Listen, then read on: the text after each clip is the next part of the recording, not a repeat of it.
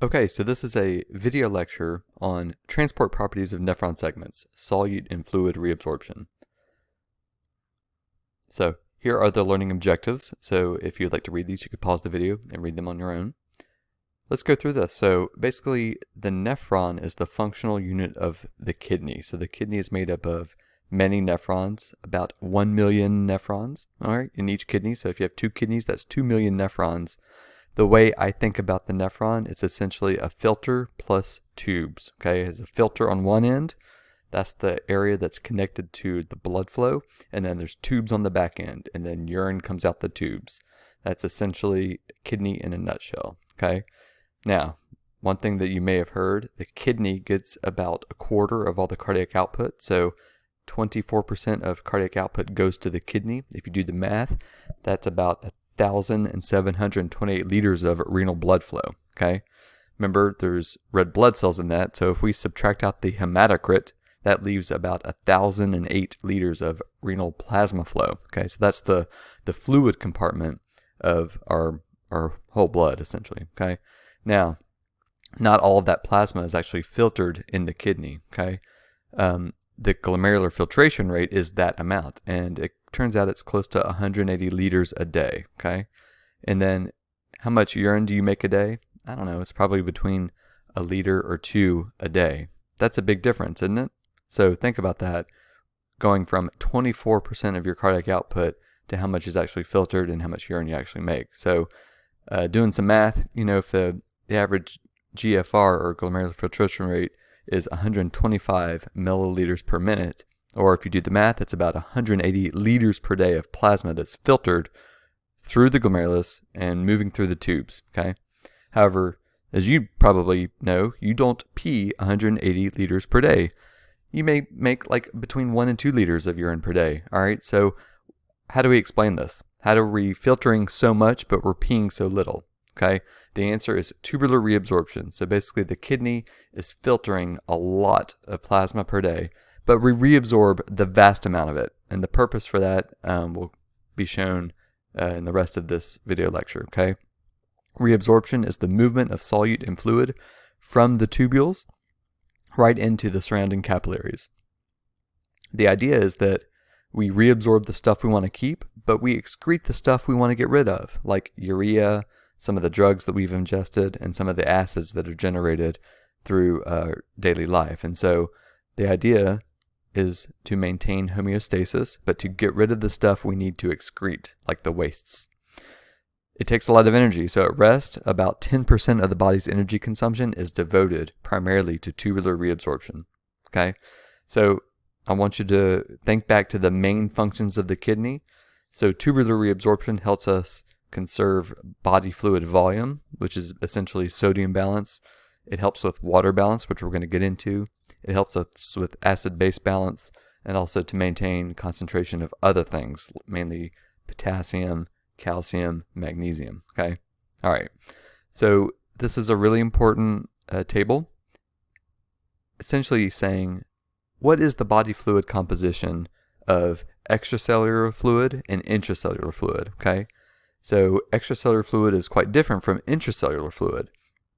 We measure extracellular fluid by plasma, right? It's easy to stick a needle into a vein and measure this stuff.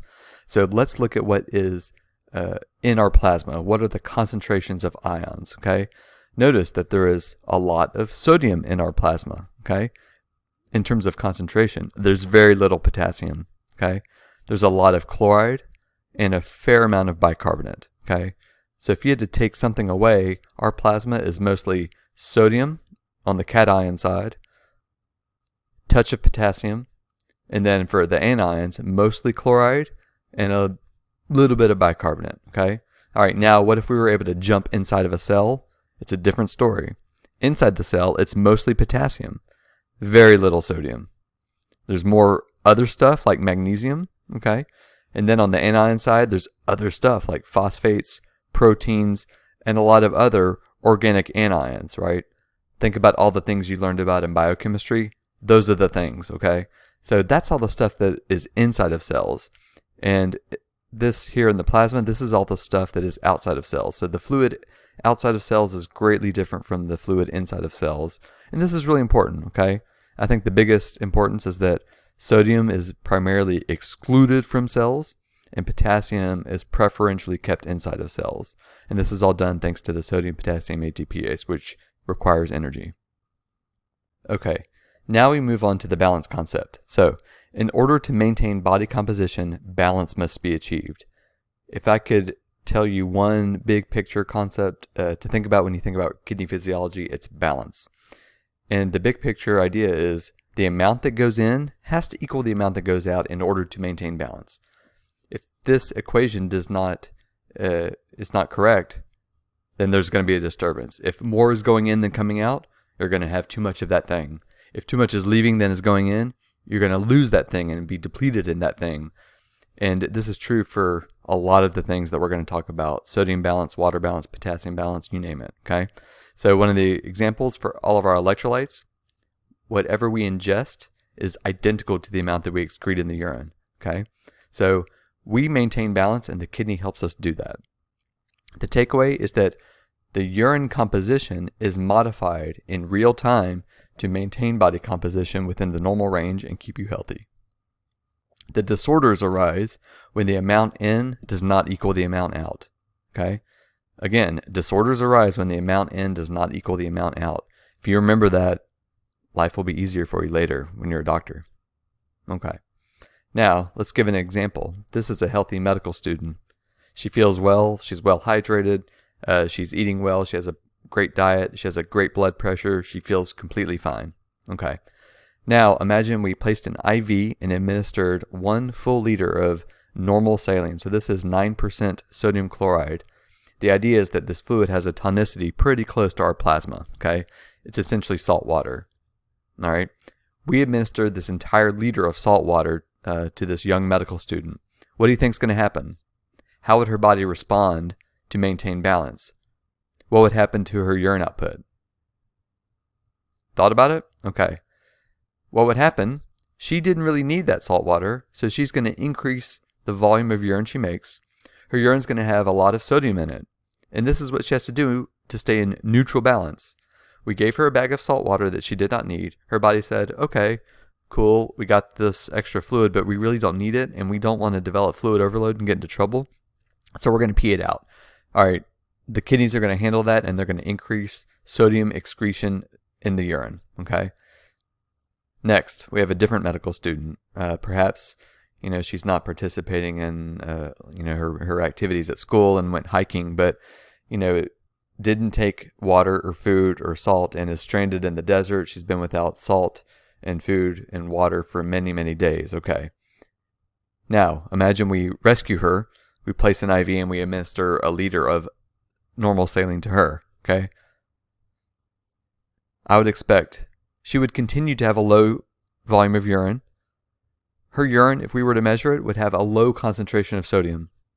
She's going to try and hold on to all of that salt water that we administered to her.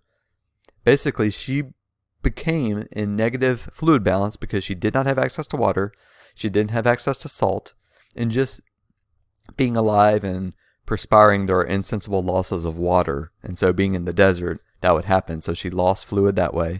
And then without actual access to solute through a good diet, there's obligate losses of solute in the urine that you make to excrete some of those toxins. So by wandering the desert for day after day, she became volume depleted, okay? So her body wants salt water. So when we gave her the salt water, it will hold on to it like crazy until we fill the tank. And so her body will continue to produce low volume of urine. And if you tested that urine, it would have a very, very low concentration of sodium because the body is conserving sodium because it wants to maintain a normal blood pressure and get back into a better state. And so in order to achieve that, it wants to be into positive fluid balance because it was just in negative balance, okay? This is how we think about the balance concept. When life is great and we're in balance, we basically pee out essentially what we have eaten. And if we've been in negative balance, our kidney will hold on to that thing to try and make up for those losses. Okay, so let's talk about the transport big picture right now. I want to introduce you to a few concepts. So number one, just to orient you, this is a glomerulus. There's the afferent artery, so bringing in blood, and here's the glomerular capillaries, and then the afferent arterial and peritubular capillaries. All right, this is Bowman's space, all right, or Bowman's capsule with the proximal tubule. So the amount of a substance that is filtered right here is considered the filtered load. Okay, and so we could calculate this amount. So it's a amount of a substance, and it's literally the GFR, the glomerular filtration rate, times the concentration of that substance in the plasma. And of course, this is assuming it's a substance that is freely filtered at the glomerulus. So this applies to small molecules and solutes that are freely filtered at the glomerulus. It wouldn't apply to very large proteins or other things that are restricted from filtration. Okay, so now that that thing is filtered, remember we've introduced to you the concept of reabsorption. And so this substance could be fully or partially reabsorbed. And so movement from the tube back to the capillary is reabsorption.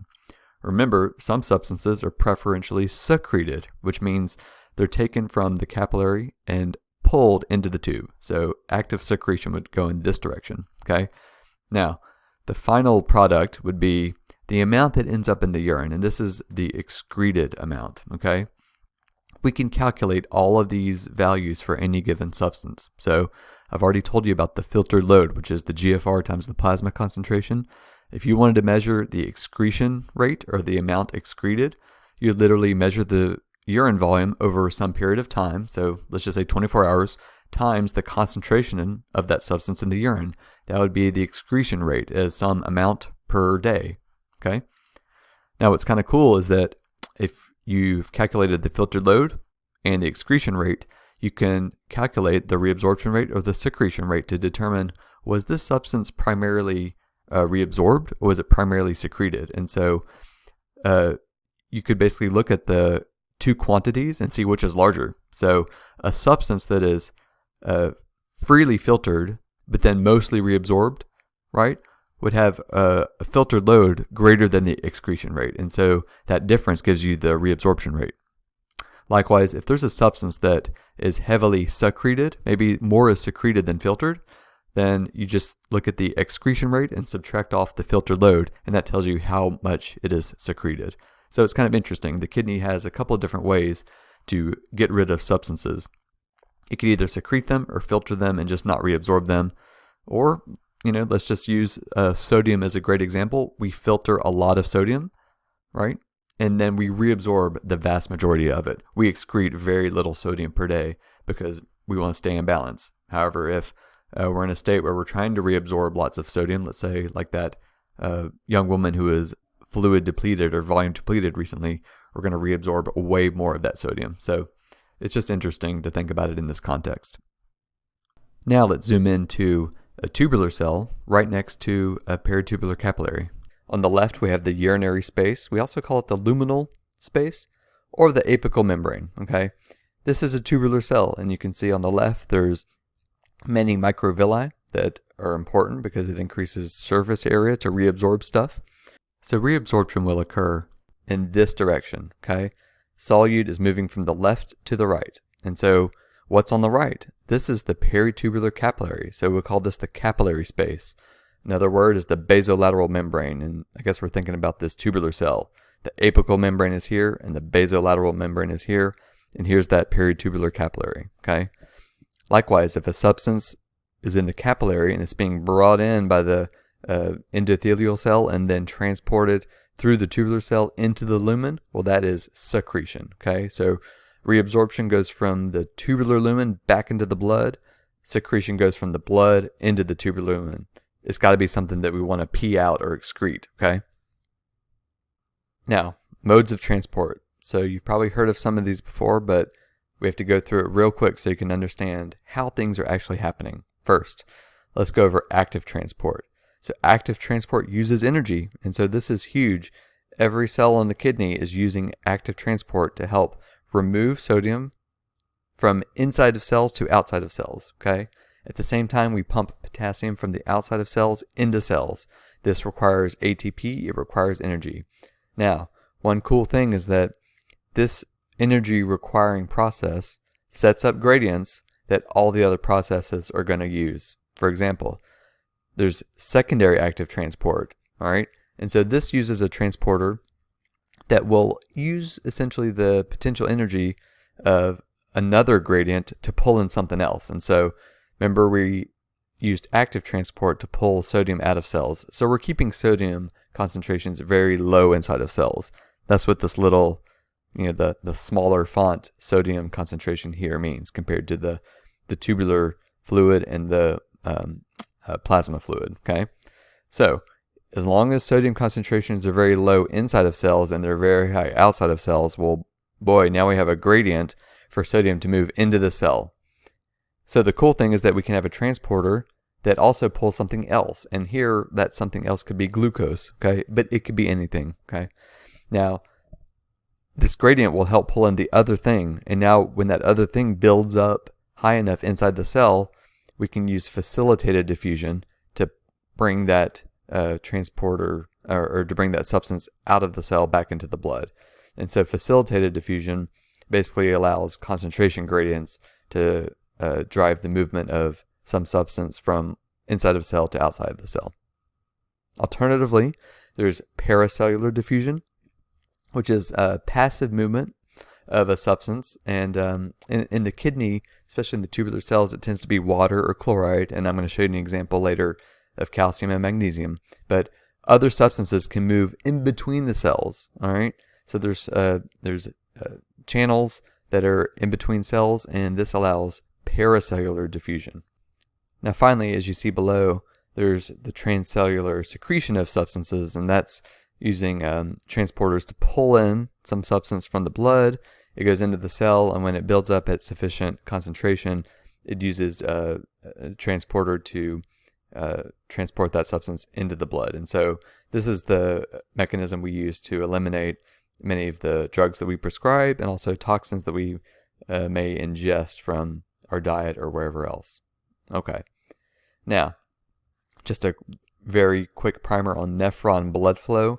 This whole system works as long as tubules have blood flow very close. So in proximity, it only works if there's a peritubular capillary that's right next to the tube, right? Because we're having substances diffuse or be transported from one compartment to the other. So we need things in close proximity. And so this is the nephron blood flow schema that shows this, network of peritubular capillaries, and the capillaries that go along with these deep segments of the nephron are called the vasa recta, and we're about to talk about why those are important. Okay, and here's a better view with the four main segments of the nephron. There's the proximal tubule first, which you can see is kind of thick, right? It has a lot of mitochondria in it, and you can see that there's a brush border. So these are microvilli that help increase the surface area for reabsorption. Okay. Then there's the loop of Henle, which is this curved structure here. It's called a hairpin loop. So there's a downward or descending limb, and then it takes a turn and it comes right back on the ascending limb. And then there's the distal convoluted tubule, so sort of a more curvy, curly-Q segment. And then the nephrons coalesce into what's called the collecting duct, so a larger area where all the filtrate is coalescing, and eventually urine is made. We're going to go through these one by one and talk about why each segment is important. Okay, first, let's talk about the proximal tubule. I call this the workhorse of the nephron. It's the one that does the most amount of work. I mean, let's be honest, okay? Look, it reabsorbs 2/3 of all the filtered sodium and water. Remember earlier how we said with a normal GFR, we're probably filtering about 180 liters per day, all right? So 2/3 of that 180 liters is going to be reabsorbed through the proximal tubule. So that's a lot of work, okay? Now, it also is the primary place where filtered bicarbonate is reabsorbed. We need bicarbonate because it's going to be the chemical buffer for our body. We don't want to pee that out, so we reabsorb it. It's also the primary spot where we reabsorb phosphate, glucose, lactate, and a bunch of other things, especially amino acids. These are things that we don't want to waste into the urine, right? We want to hold on to them. Those are important for metabolism and energy. So the proximal tubule is the primary place where we're going to reclaim and reabsorb those things and keep it into the blood, okay? Now, in order to do that, right, in order to be the workhorse, the proximal tubule has to be anatomically set up, and so it has prominent microvilli. And so I'm pointing at these. You can see here that the microvilli is a trick that the body has, or cells have, to increase the surface area. All right, and so if you're absorbing lots of things, you want to have the greatest amount of surface area possible. Okay, now because it's reabsorbing so many things, if it's reabsorbing 2/3 of all the filtered salt and water, it needs a lot of energy to do that. Okay, that's why it has so many mitochondria. Do you see these sort of darker, circles and ovals inside the cell? Those are mitochondria. So the proximal tubule requires so much energy, and that's why it has so many mitochondria in it. Okay, so let's talk about transport in the proximal tubule. First, on the basolateral side, this is key. Sodium, potassium, ATPase, all up and down. And this is really important because we are expending energy to make sodium concentrations very low inside the cell. Because now we're going to use secondary transport to bring in other things. What are those other things? So one really important one is glucose. Filtered glucose is going to be reclaimed by the proximal tubule. Remember, in times of scarcity, we don't want to be peeing out glucose. We want to hold on to that. So this is where we do that. So we have a co-transporter, a sodium glucose co-transporter. It will use that sodium gradient, right? There's very little sodium inside the cell. There's a lot outside the cell, right? Because it's extracellular fluid. And so now that gradient's going to facilitate, or it's going to bring in, it's going to drive the reabsorption of that glucose. And then when glucose builds up inside the cell, we have facilitated transport outside of the cell. The same mechanism can be used for anything else, and that this X right here is essentially standing in for other things like lactate or other amino acids. Okay, so phosphate is another example. There's a sodium phosphate transporter. These are all things that the body wants to keep. The body does not want to waste it out because we probably worked really hard or ate something really good to bring up that solute in our body, and so we don't want to pee it out. Finally, let's talk about how we reabsorb bicarbonate. So this is pretty important. It's a little different. There's a sodium hydrogen ion antiporter on the apical membrane. So when sodium goes into cells, remember we still have that sodium gradient that's going to help us here. When sodium goes into cells, it's going to pump a hydrogen ion outside of cells. Now, this is the bicarbonate, HCO3 with a negative charge. A hydrogen ion and bicarbonate can combine with the assistance of carbonic anhydrase. So within that brush border, within those microvilli, there is luminal carbonic anhydrase that will work as an enzyme to facilitate the conversion of bicarb and hydrogen ions into carbonic acid, which will dissociate into CO2 and water. Okay, so we're turning these ionic, charged species into CO2 and water.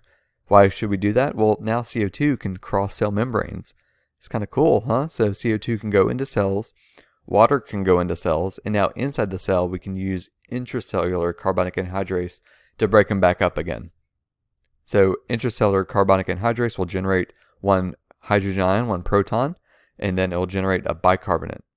So essentially, we can now transport bicarbonate into the peritubular capillary and essentially recycle that proton to run the process again and again. The net effect, net effect is that we reabsorb sodium and bicarbonate. Okay, so the purpose here is to reabsorb filtered bicarbonate because again, that's going to serve as a chemical buffer and we don't want to waste it in the urine. Okay, so this graph and slide are really about how organic solutes are reabsorbed in the proximal tubule, and they are reabsorbed according to a threshold effect. So remember, we're literally talking about fluid moving past transporters, and so this is susceptible to saturation kinetics. All right, so on the y-axis here, it's the transport of glucose across the tubular cell, and on the x-axis here is the plasma glucose concentration. So at low plasma glucose concentrations, right, the same concentration that would be in the tubular fluid, right, at those low concentrations, we can transport all of it, okay? So at lower medium glucose concentrations, we can transport all of it until we hit a threshold. And so right here, you can see that glucose transport or reabsorption flattens off. It hits a plateau. Resorption is saturated around a glucose concentration of 250 to 350 milligram per deciliter. Okay, so above that point, transport is saturated. Okay, so what happens to that excess glucose? Well, it is excreted. And so you can see this red line here shows that whatever glucose that is not reabsorbed, it starts to be excreted. And so now it's a linear relationship between plasma glucose. So the higher that goes, the more glucose that's excreted. So this explains why it's very common for someone with either type 1 or type 2 diabetes. If they have hyperglycemia, they can typically have glucoseuria, which means they have glucose in their urine, and you can detect this on a standard urinalysis, and it can give you a clue as to how well controlled their diabetes is. Okay, now let's get to the loop of Henle. So right after the proximal tubule is a segment called the loop of Henle. It is important for three things. It creates the corticomedullary osmotic gradient, which is necessary for the reabsorption of water. We're going to hear about this later. The thick ascending limb of the loop of Henle, right? There's kind of a downward limb and an ascending limb. That limb is responsible for a quarter, right? 25%, 1/4 of all the filtered sodium reabsorption. Remember, just to keep the math up, we just did 2/3 or 67% in the proximal tubule. We do the other 25% here, okay? Now, it's also an important site of calcium and magnesium reabsorption, okay? So let's explain how all these things happen. Okay. This is important, and it's a little complicated. It could be one of the most complicated things in all of physiology, but it's worth going over because I think it explains important clinical things that you're going to see. Now, the proximal tubule, it's kind of located on the sort of the most outermost region of the kidney, the area called the cortex. Okay.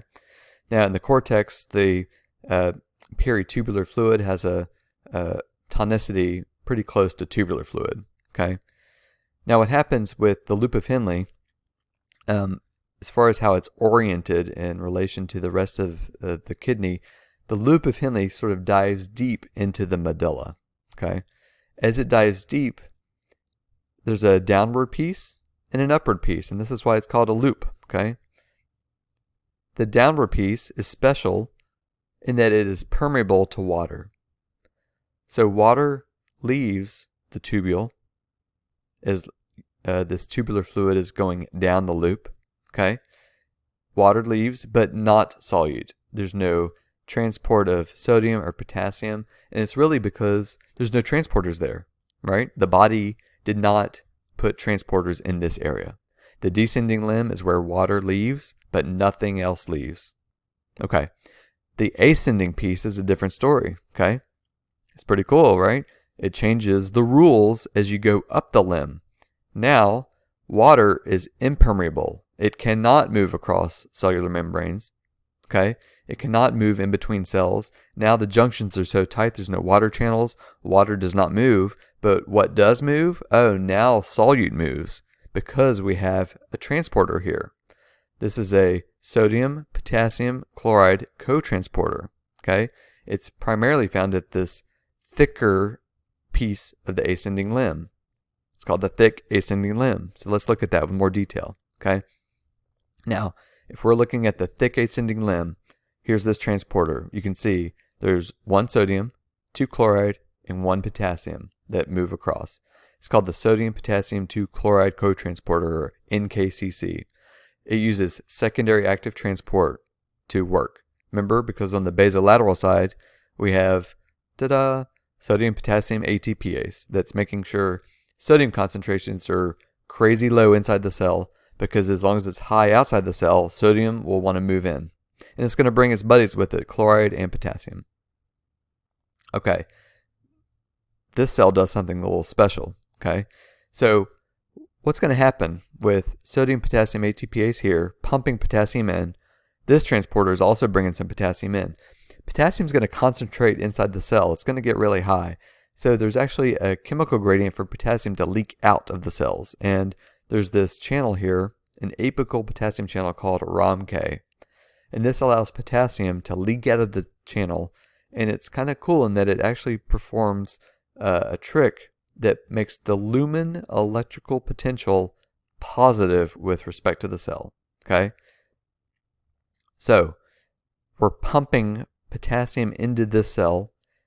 When that concentration gradient gets so high, potassium will want to leak, but as it leaks out, it actually causes an electrochemical gradient where the lumen is a little more positive compared to the cells, which are a little more negative. Okay? Now, remember the net effect here is that sodium is going this way, and actually remember that chloride? Well, we didn't forget about that. Chloride can leak out of the cell, and there's actually a potassium chloride transporter here. So the net effect here is that sodium and chloride are being reabsorbed. Also, some of the filtered potassium is reabsorbed in this segment, but we're also keeping potassium concentrations high inside the cell so that we can maintain this electrochemical gradient that will make the lumen a little more positive and the cell a little more negative.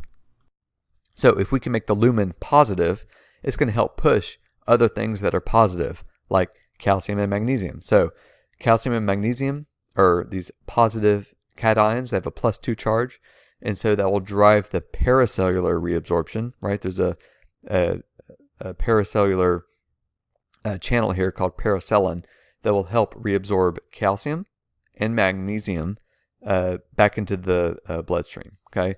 So the net effect here at the thick ascending limb, we're reabsorbing essentially sodium and chloride along with calcium and magnesium.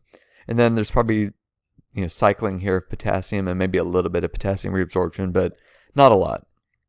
The story is all about sodium, chloride, calcium, and magnesium.